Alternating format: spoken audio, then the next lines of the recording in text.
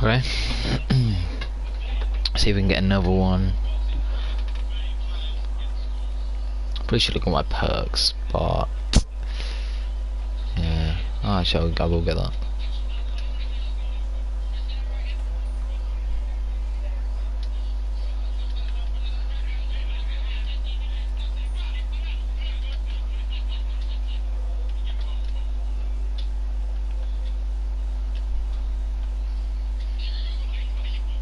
Let's just collect zombies and see how much there is. I just realised I've got to get all the bows, so hopefully I remember how to do them. Gee, let's go, let's just...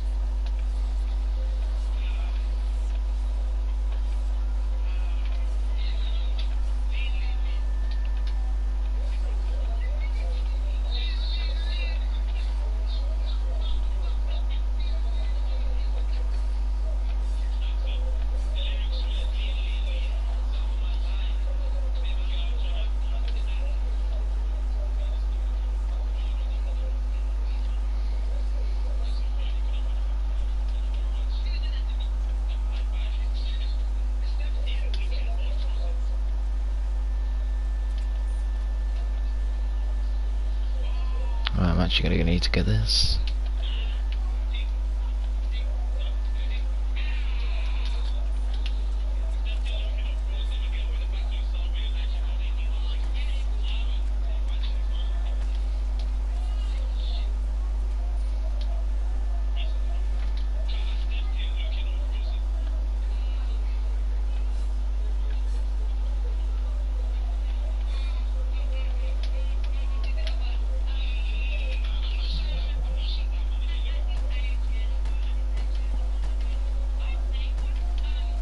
Just need some points, to be honest.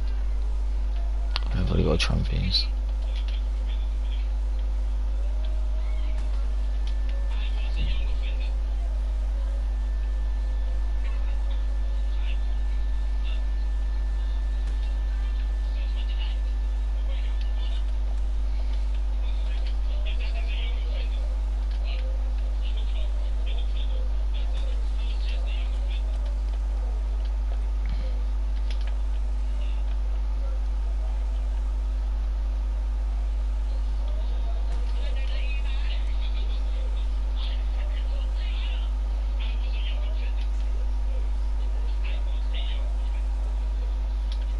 Whoops.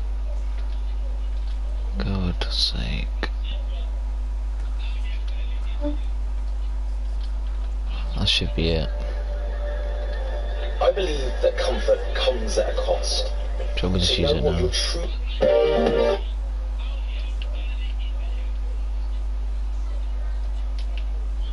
Ton of nameless cartoon characters killed in various ways before Hunt and Janet are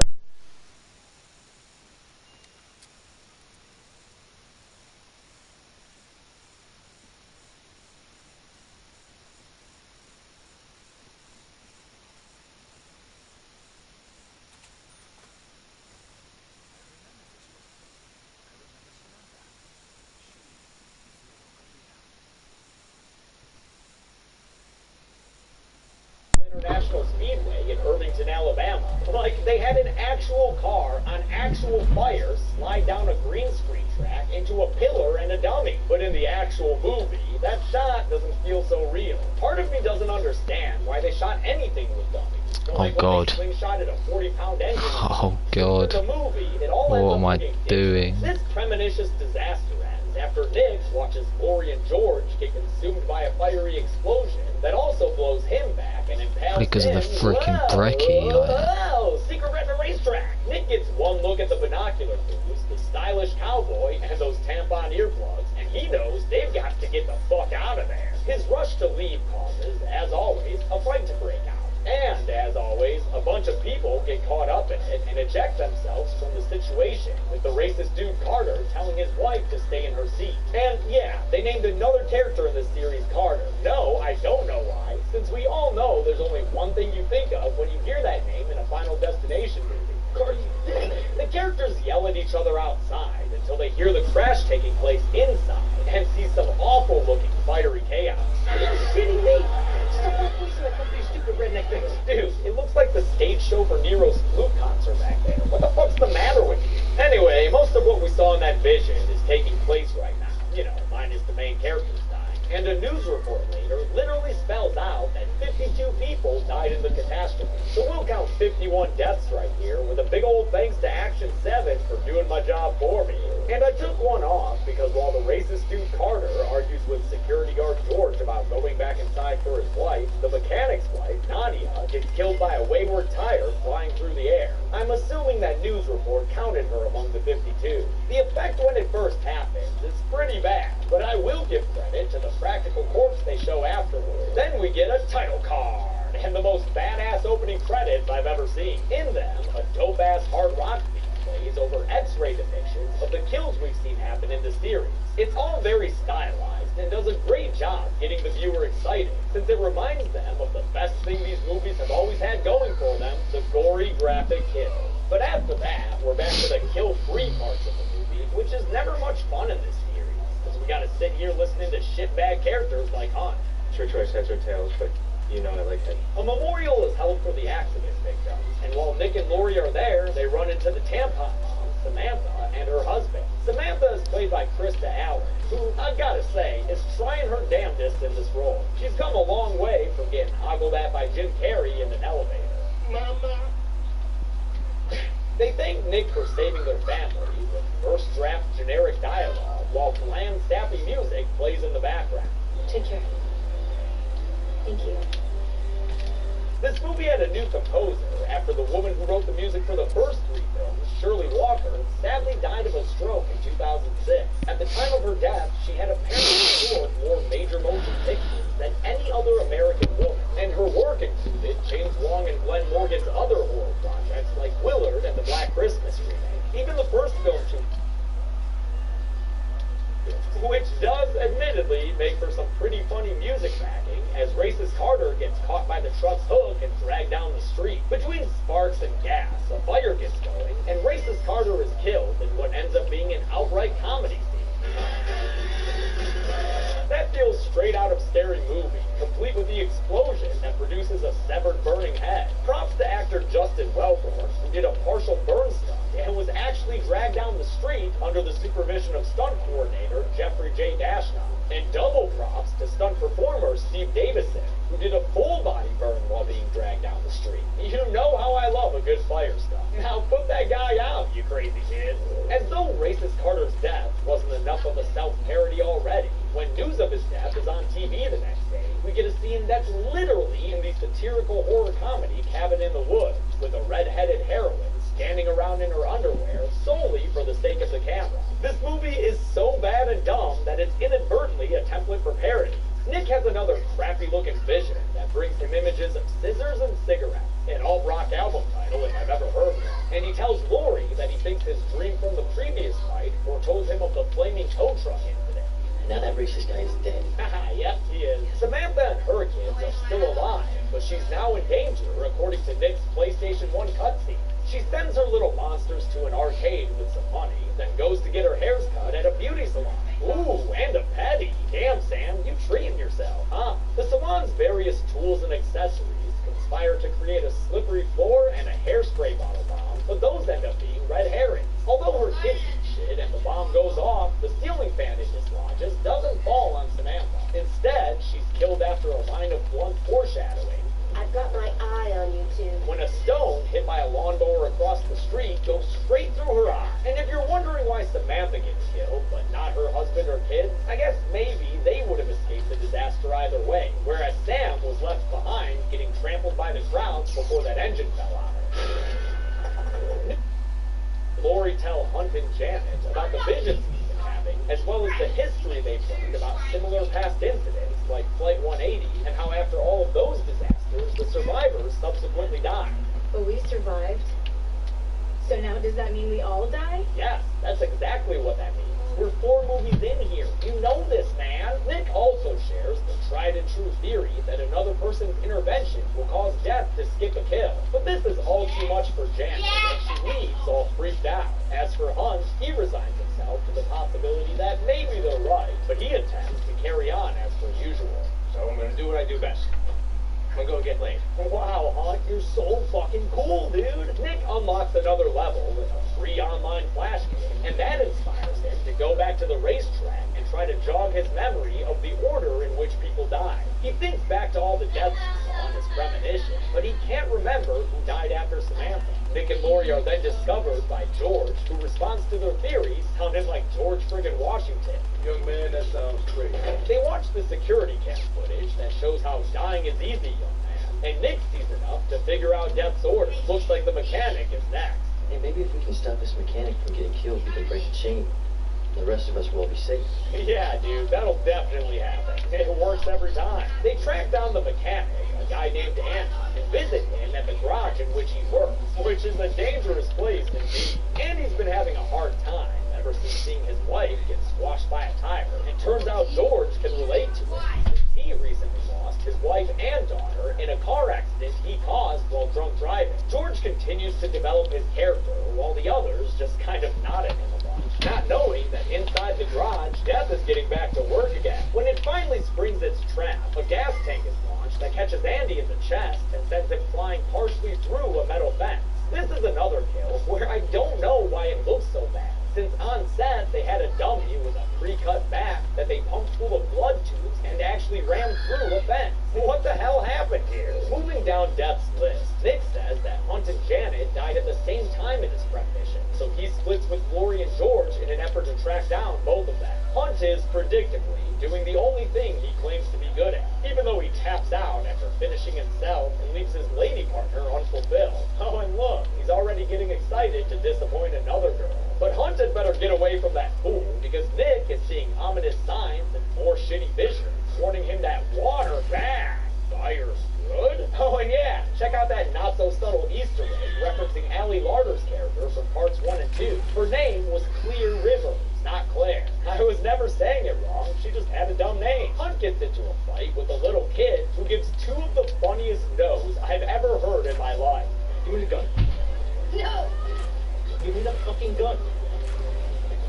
No! After confiscating the gun by force, Hunt discards it in a way that ends up turning on the pool pump, which recently must have gotten turbocharged or some shit, because look at that thing. That's some overkill. Meanwhile, Janet the Personality List is also putting herself in water's way by getting an automatic car wash, a fact she mentions to Lori on the phone. She loses reception before Lori can warn her about the dangers of agua, but it's already too late. A mechanical failure caused by a wayward car antenna stops Janet's car in its tracks, right in the middle of those fun spinny washer things.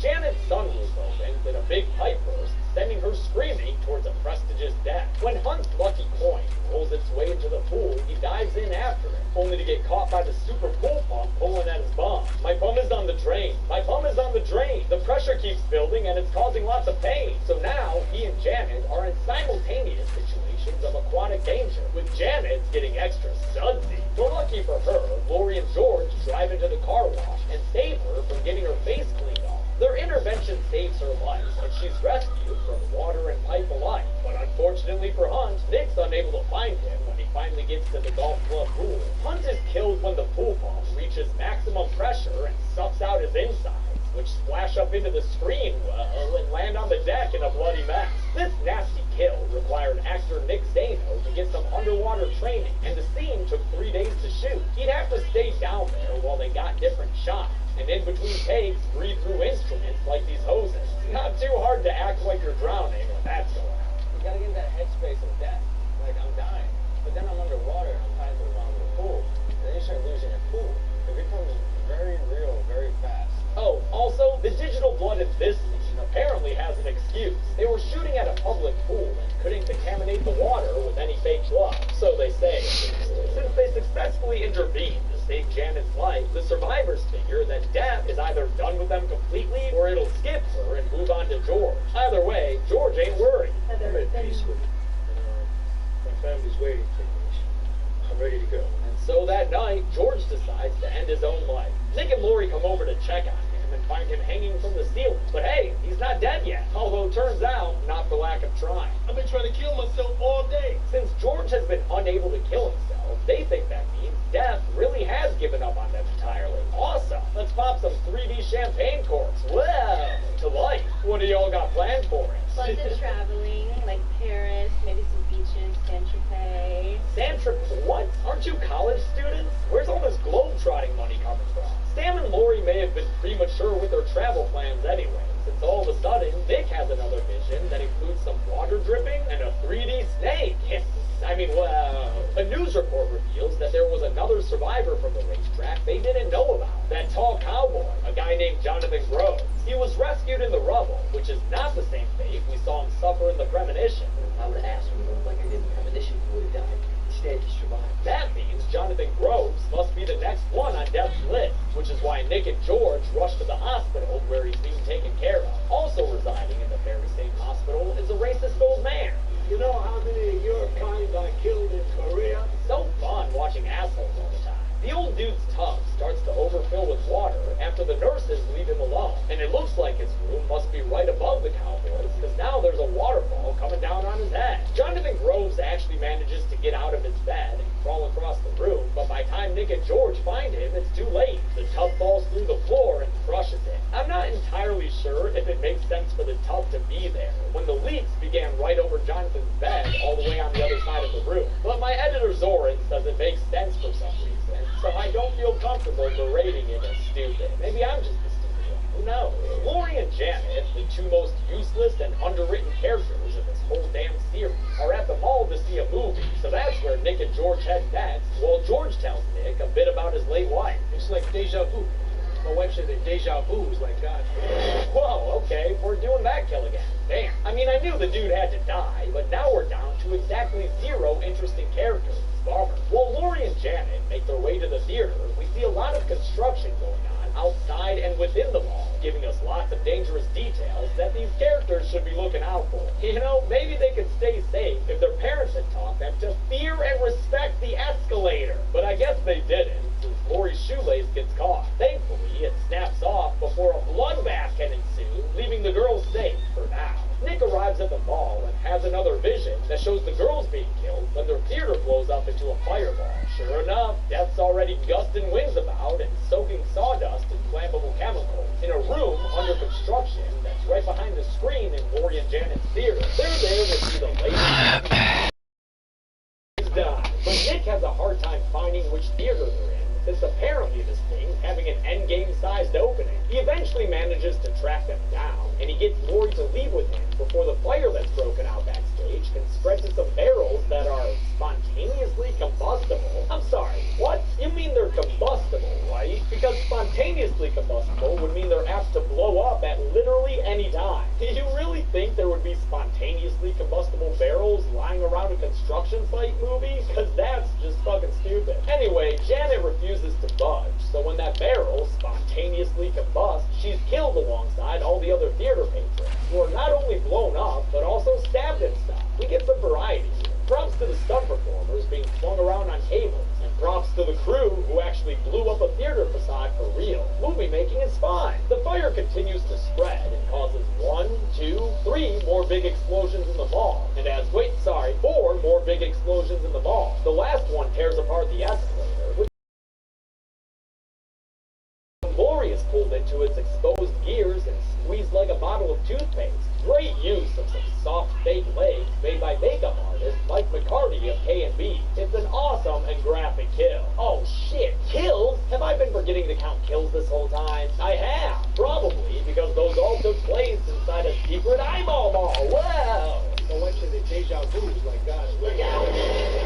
Whoops. Yeah, that was all another premonition. But unfortunately, Nick's unable to save George from his ambulance death the second time around. It happens off-screen in reality here, but we did see it take place during the vision. So when it comes to the awards, I'm gonna have to factor that in. Nick races off to the mall in order to stop the deadly explosion, and he's able to find the construction site fire before it's reached critical spontaneous combustion levels. Although he puts out the initial fire, Death finds a way and ends up shooting off a nail gun, which pins Nick to the wall and starts a stream of spontaneously flammable liquid that's headed straight towards a second fire. But Nick thinks fast and uses the world's longest tiki torch to set off the fire sprinklers in the room, which puts out the fire before the barrels can get hot enough to spontaneously explode. The 3D movie watchers in that theater don't even know how good they have it. And I'll tell you what, it's a lot better than us 3D movie watchers have it, because we're stuck with this piece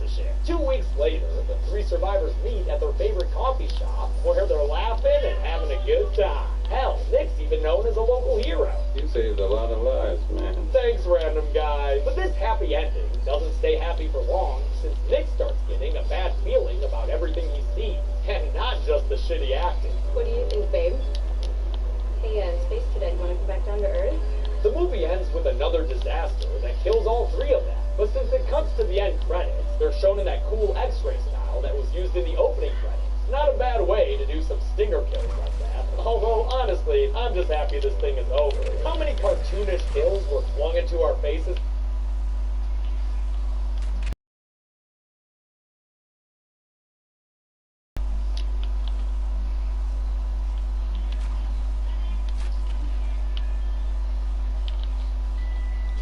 You are the ultimate living weapon.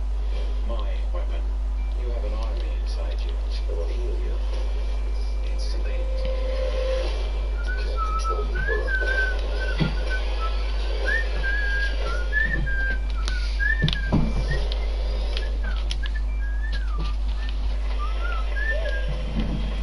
Welcome back to the final part of Soccer. This is Steve making their way out of the tunnel onto the Hollow Cell of the John Hannah Reset Arena.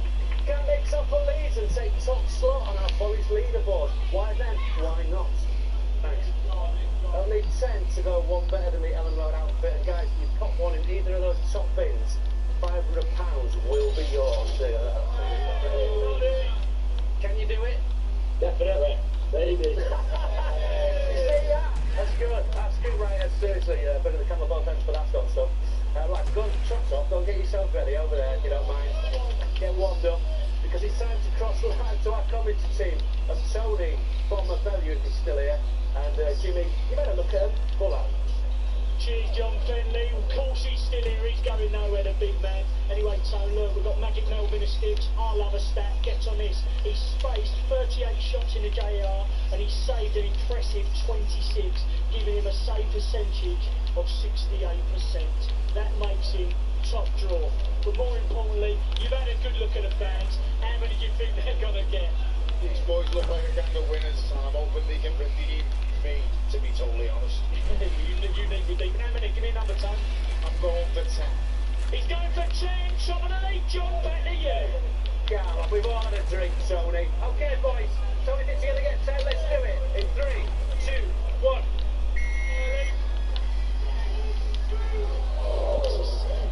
He's an animal. Yeah, love it, Mel. You need a goal, boys? No, it's... No, they're playing a second. There you go, boys. One away. Oh, better. Nice, boys. Good strikes, I tell you. Not... Oh, disgracious. Unlucky, boys. That counts as a goal, though. No goal. Oh, That's that's going to be all on you. right. I know, mate. I know. That's part of the show. Come on, boys. Get behind them, audience. Get behind them. Nice strike kick. He ain't bad in Tone. I'll have him. Yeah, he's all right. I'll sign him up. This fella's not Any too bad. tips, Tone? Any tips? Take your time on the step up, mate, and don't fall over after the biggest one. They've been unlucky to be They there. think there's a buffet. There's so much metal, it's a joke. Should be in the scrapyard. Boys, I've got to say they deserve more than that.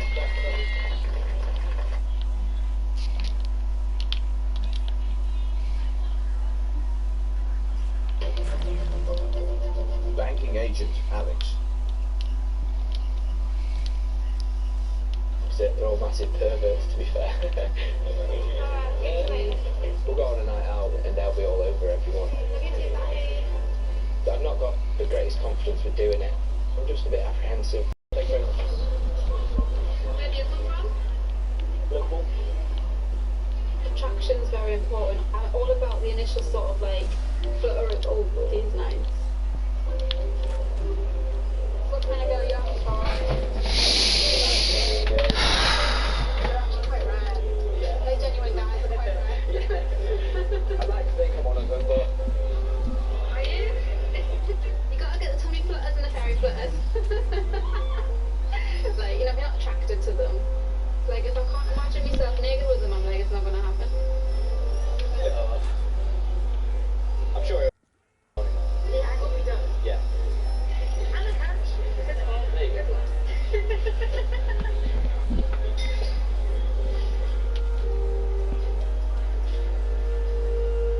You never know, maybe some of these will go back late.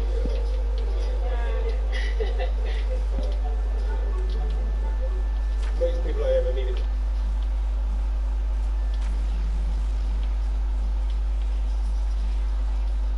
My name's Archie. I like kissing. Just in Tennessee. It's nice, isn't it? But they nourish their wings. Who are you, fam? You ain't even said your name once in this thing. The chicken connoisseur, right? Get to know. If you don't know, Then you're some not known guy, bro. yeah. Alright, chicken connoisseur here. Yeah. Just hit Tennessee, Taste of Tennessee, officially. Old Street, slash Hoxton-ish, slash Shoreditch-ish.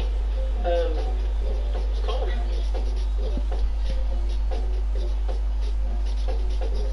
Cool. Got a strip burger, 2 wings. Bossman blessed it, gave me a third, which was a beans and some chips. Total £2.49 root. All of that was £2.49. But yes. Nah. Next week Bless we'll up see with the if Jews. Bless up with the Jews. 60p for the Jews, sponsored by Big Daddy Stanford Dunno. But yeah, don't know the done though. £2 for all of that much. How you feel? Feeling? Yeah, I'm alright. I feel like pretty satisfied. Done a good job. What do you think of people who eat the wings and then eat the chips? It's just a nonsense. You should send Bossman your bill back because you don't deserve it. What are your thoughts and feelings on the wings? This factor. Were you enjoying? Enjoy, man. Levels. I was enjoying the wings. The wings. Wings. Tennessee wings are the one. They're the one. They got that slight spice to them. There's a bit of heat in the back of your throat. Just a tiny bit. Nice and succulent, juicy. Man's heater kept it warm. Gosh. That last wing, a beast. What do you think of that wing? What are your thoughts on that wing? Look at that wing. The wing's there. You're watching it. You see that, yeah? Mad tick. Mad tick. Okay. And if there were more of them, then I'd be here every time. Oh, wow, every time. There would be no more episodes. I say they were out of 5 out of 10. How do you do your rating? Out of 10. Out of 10, they get a strong 8.5. Wow. Mad. Pip. Alright, and the chips. I'm not gonna lie, when you initially began, you didn't look very, very pleased. Chips are dead. Fully dead. Everything on them. Pepper. Burst. That's how bad it is. Not even watching salt, man. Pepper. If you're someone who likes chips, don't come here for chips. Disappointment. Soggy. Some of them were soggy, some of them were very greasy and thick. Bare greasy. Like, almost as though there was no potato in it. It was like The thin one. crisp. It wasn't even thin, it was thick. But like the inside was hollow. It was just bare crisp, like around the circular crisp. Dead thick. Chips get a 3 out of 10. The way you imagine those chips. Listen. Okay. As you can see. Oh. They were dead. Out of 10. 3. 3. Alright, say name. Oh, strip burger. Yeah. Yeah, Bossman didn't do the dance on that one. Bossman was slightly slacking. It's fun. I've been here before, and it's been alright, but this time it was a dead thing. Shout out to Bubba and Brown for powering it.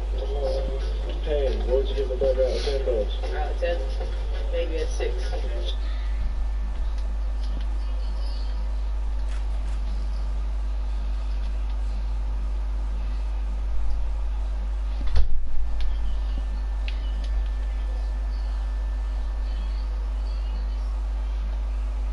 Yeah.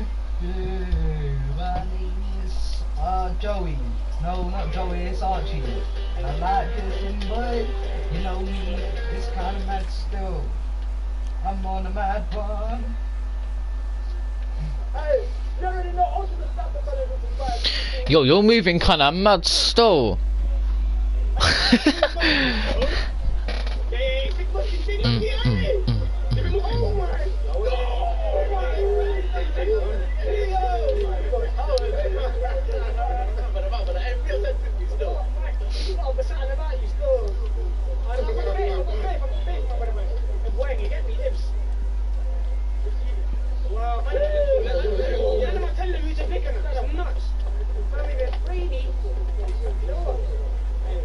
You know what I want to go for though? Hey, Longs, I've got you.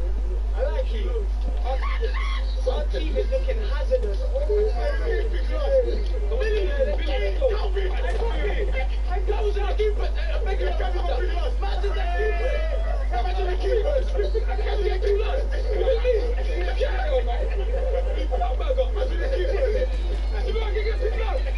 Come here, man. Box come from.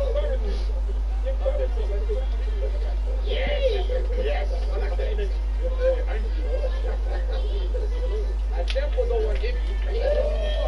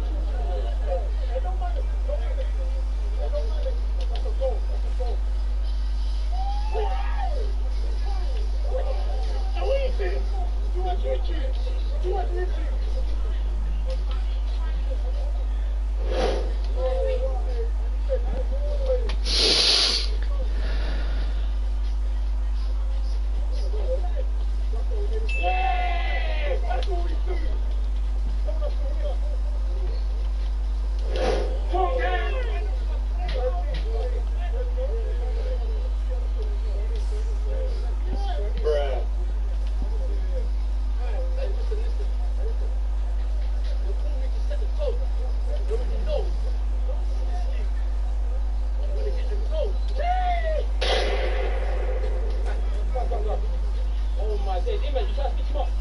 Yes!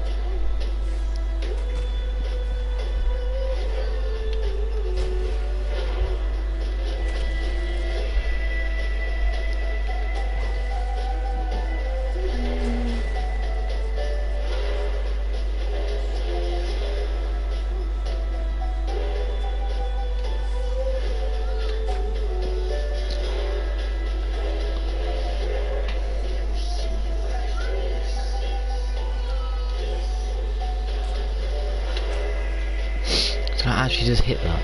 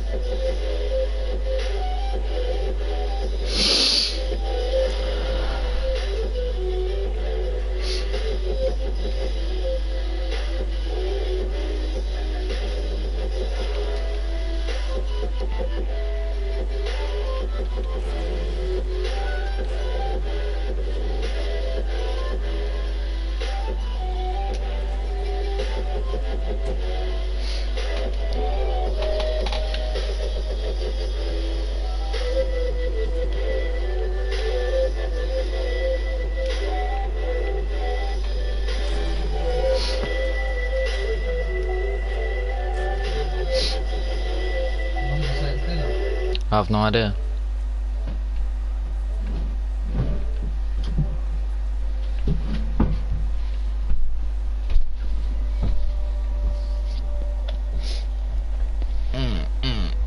Get down then I pop it, stick free.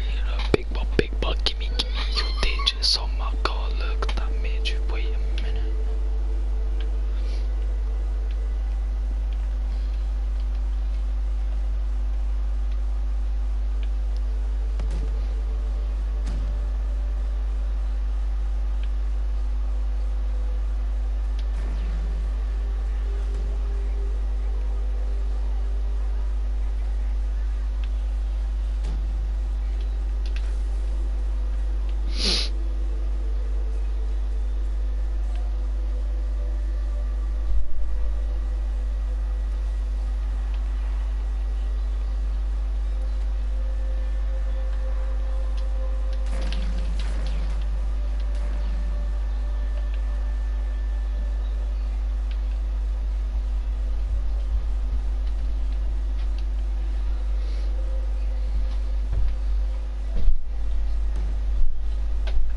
Archie, dinner. Okay. G then P then put the pudding in a pie. Archie doesn't kiss boys, he kisses men. Get in there, Archie. That's what I like. No, it's not what I like, bruv, alright?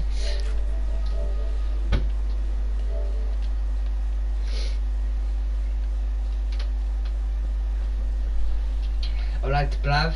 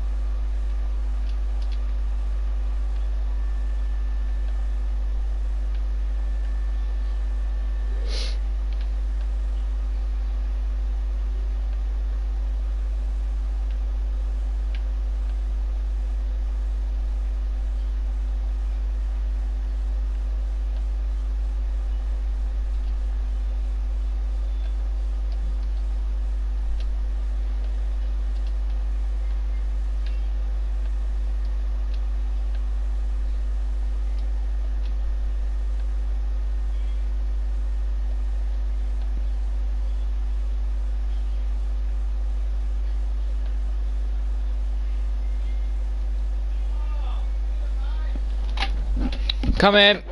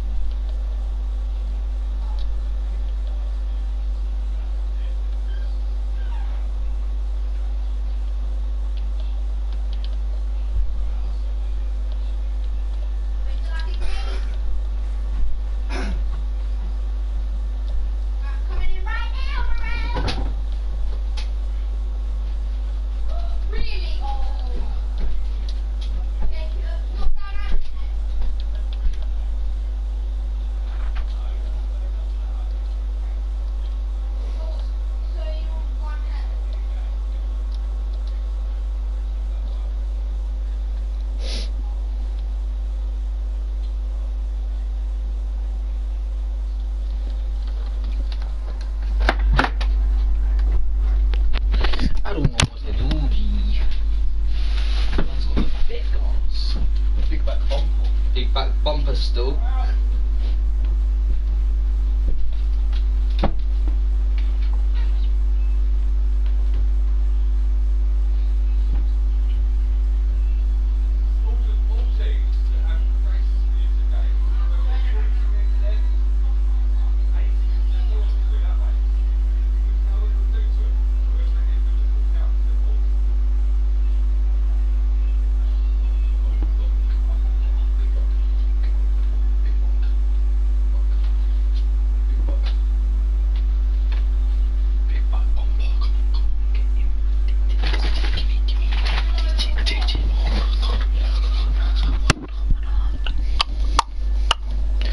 Drape like some tabs, close your legs, many flaps.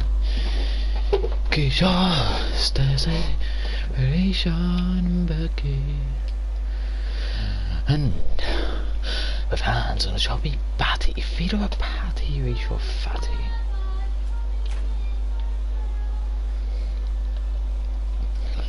Gimme, you did.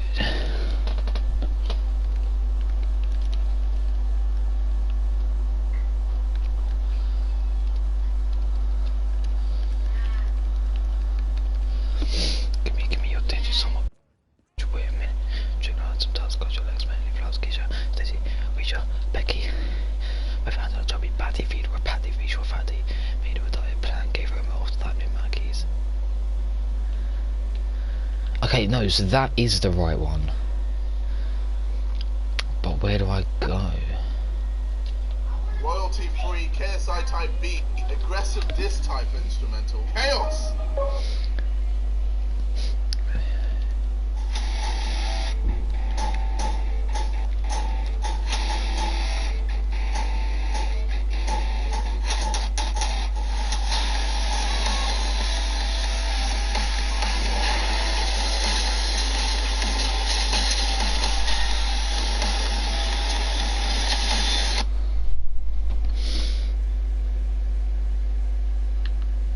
Mr. Waffle Waffles. Hi guys, Mr. Waffle Waffles here. Straightforward, no...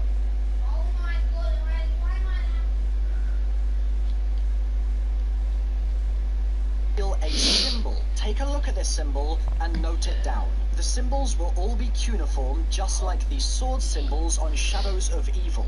They correspond to specific fireplaces around the map. To make sure nobody gets confused here, I've gone to...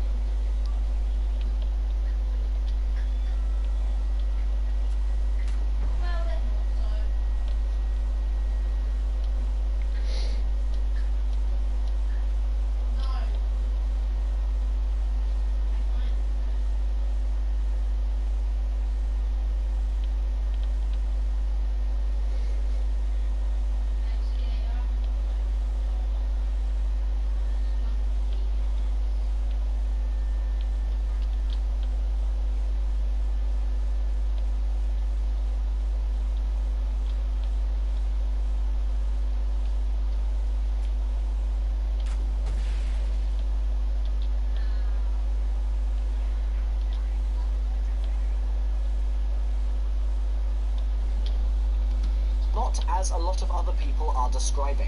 Match the clock tower symbol that you have in your game to one of the fireplace symbols that I've just shown in this video. That is how you know which fireplace...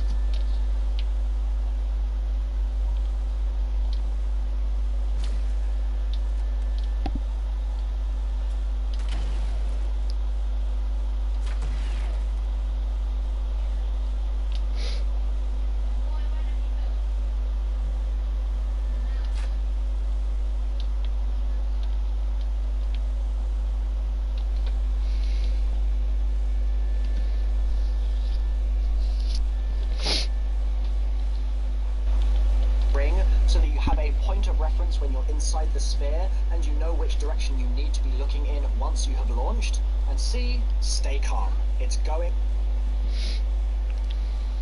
That's all you gotta do. Just try and try and try again until you succeed.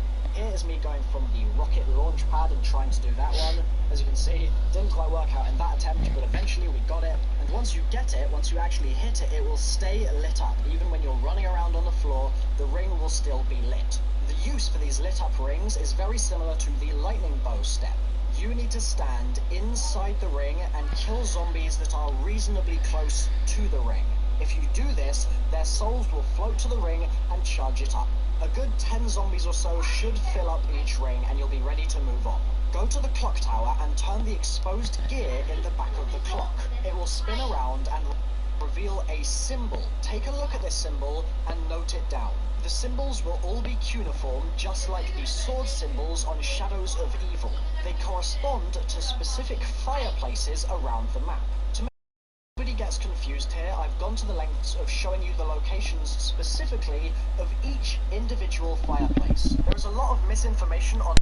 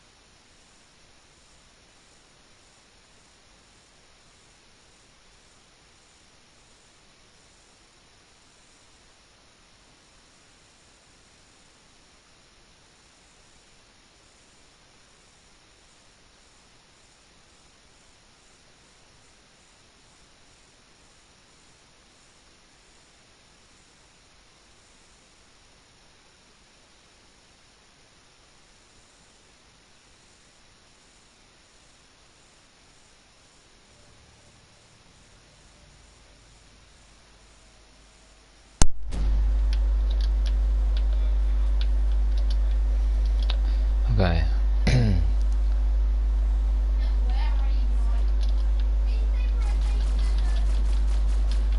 Alright, let's keep a zombie on this round.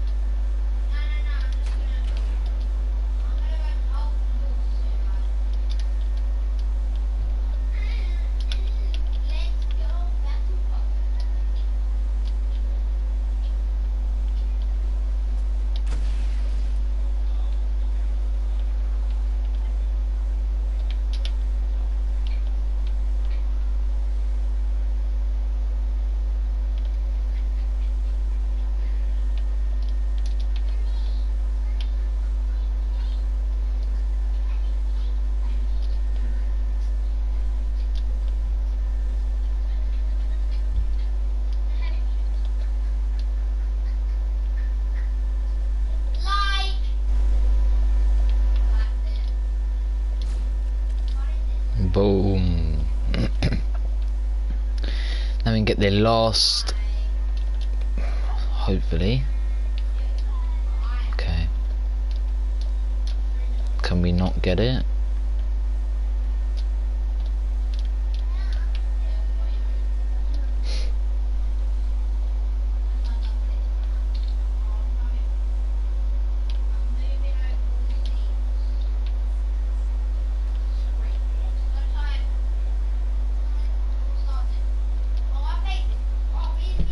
You sent me a live thing. Podcast. I've done all the bows. Well, You've got all the bows? well, I'm about to do the last one now. So I'm doing the Easter egg. Hey, look up here. Well, that was only for this one. See? Oh, what the hell? This is the last one. But first, I have to do the first step of the Easter eggs. I haven't even done the first bit yet.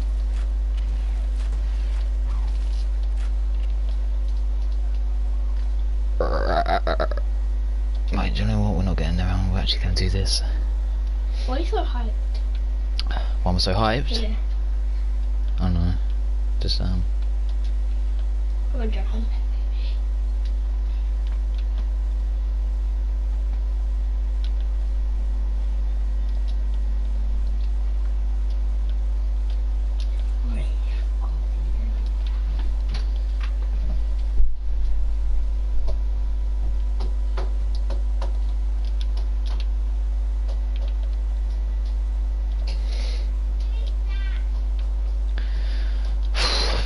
I think I do remember how to do the Easter egg.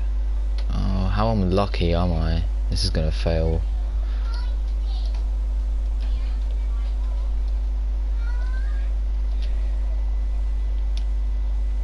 Or does it not start yet? Or and this is the last one. If it's in here, I'm actually gonna cry.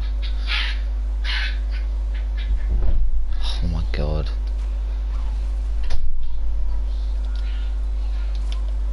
Excuse me.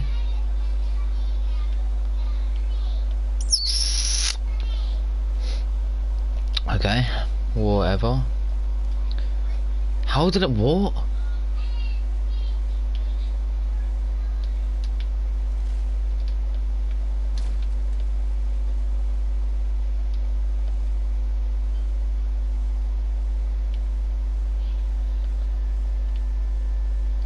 I failed, really? Sake. Where's this zombie?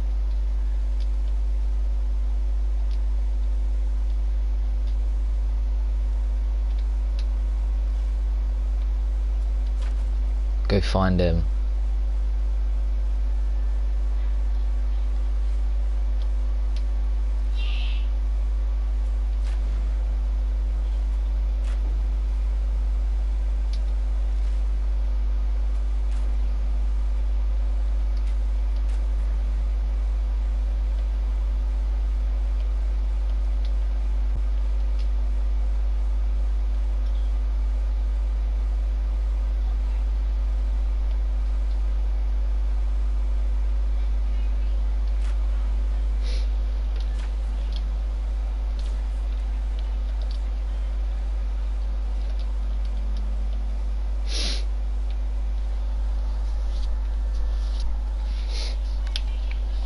Now I have to worry about the zombies, so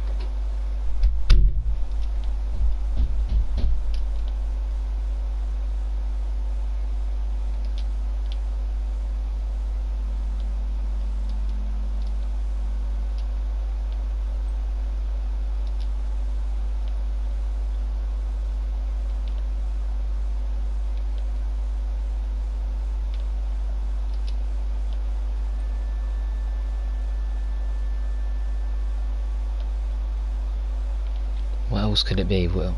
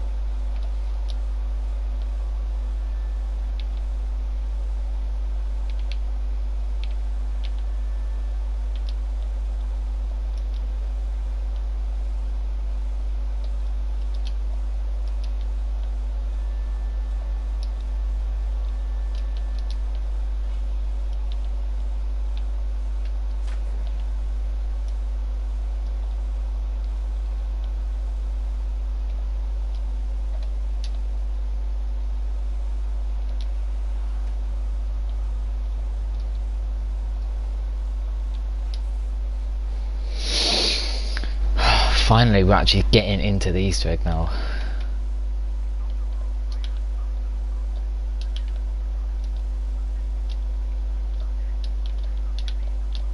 I think that's it.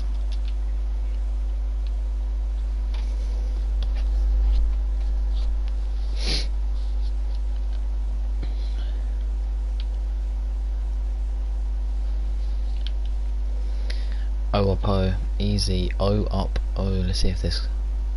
No, it won't.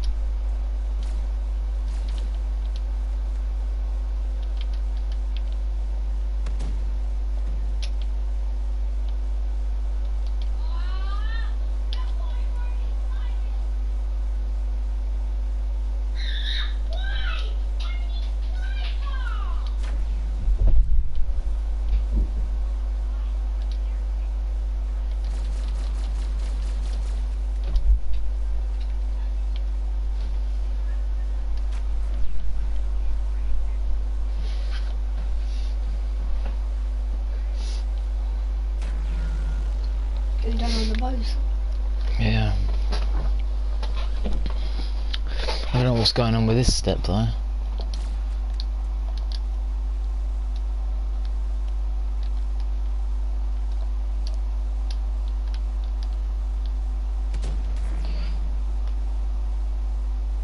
Oh, probably have to do the flipping things again now. Tired. Here I miss. If I never miss, huh?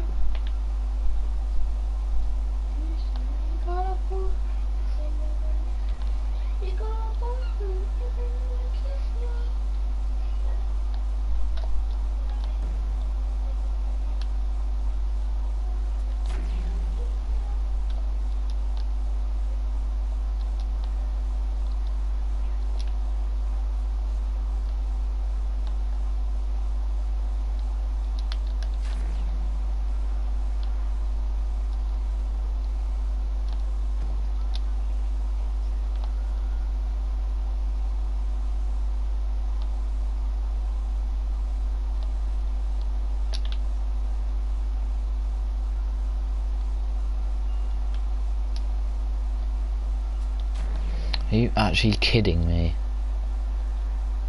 I don't want to do wisps, man. They are so annoying. So I'm gonna just keep doing it because I haven't done all this just to stop and try and get a high round. Nah. No, I'm not doing that.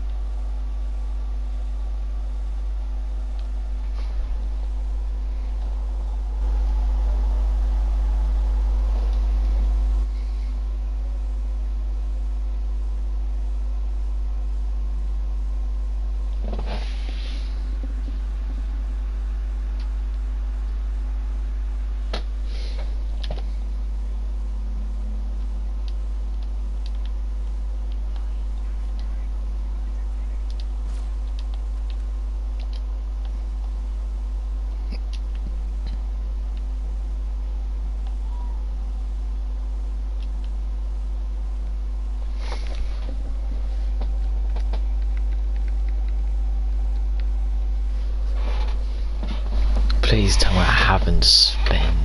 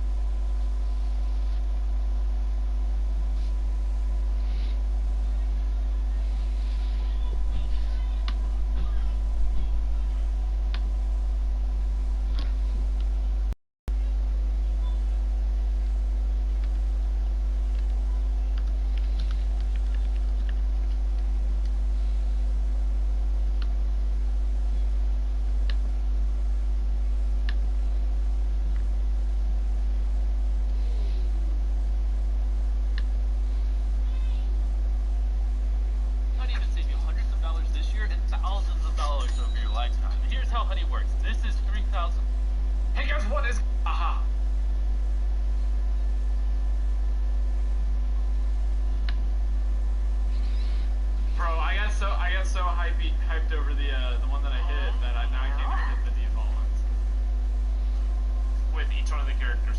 So we have 2 more characters. Gobble gobble, gobble gobble. Theoda Fotia says first time donating. Can I get a shout? What? Hello? Why didn't it work?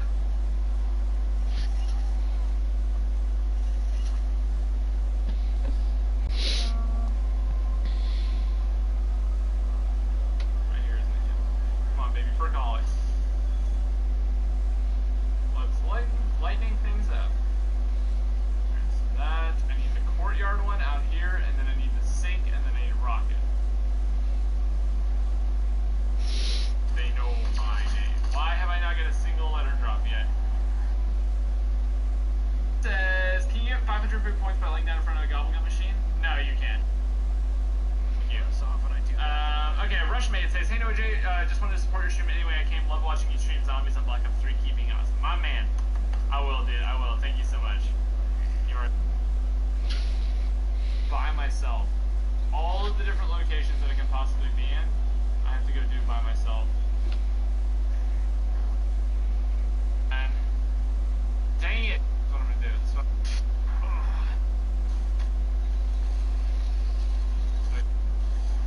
I hit it. It was the clock in the computer room. I forgot to check canals. Oh no! Okay. Dude, everyone was yelling at me. Oh my god. I just still did not hear the fail sound. Oh baby. There it is. Come on, we still can do this. Please be right here. Oh my gosh, we got it. Yeah, we got it. So, go quiet for a second. Alright, here we go. A lightning bolt. Lightning bolt. Activated. This guy. What the hell just happened? I can't get the plunger.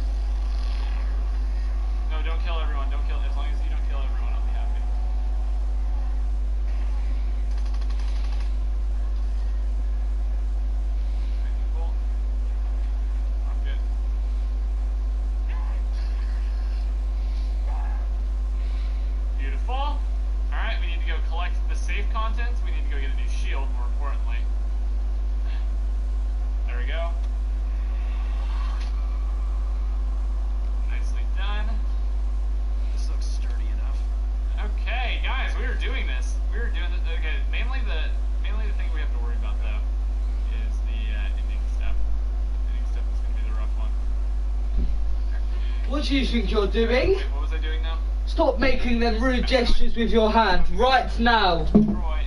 Okay. Archie, stop making them rude and inappropriate gestures with your hand before I give you the spanking of a lifetime.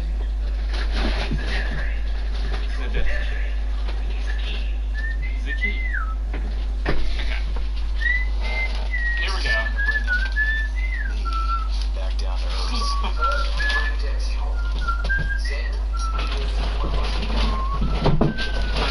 You sneaky devil, you. Alright, infinite dog round. Oh, what a night! September 2017. They held 7 and we had 17. What a feeling, what a night. You got the mic on? Mm-hmm. You're speaking to one. Alright, let me catch up with all of these real quick before I Who are go you on. speaking to?